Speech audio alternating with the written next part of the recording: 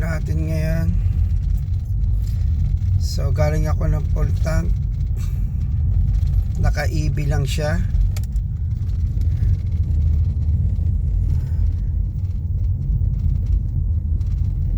Sige, ito.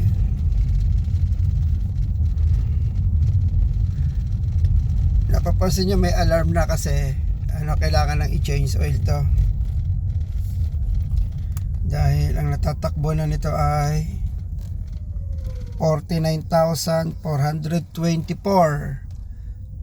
Ano to, nung lumabas to ay what year model ba to? 2020, ano ba to? 2023? 2024, mota ko na. Pero sa September this year, year 2026, magti 3 years na to. So how many months mula ngayon? Magti 3 years na siya. So nagka-clock na siya ng 49,440. Yeah. Sige, tingnan natin.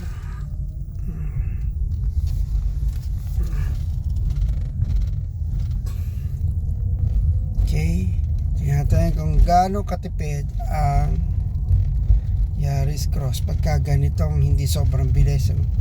Yung tamang takbo lang.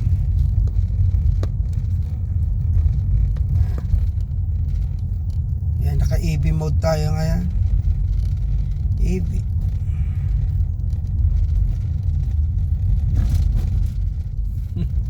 80 kilometer per liter. Kung mag-i-speed ka lang pala ng 22, traffic, kaya mo pala yan. Oh, naipit. So ngayon, dito na tayo. Garahin na tayo.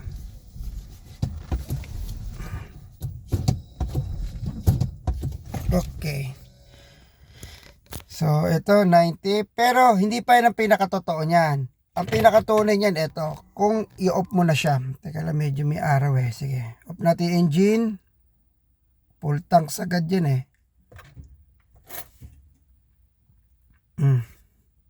21 kilometer per liter. Okay, matipid po ba? Nasa sa inyo na.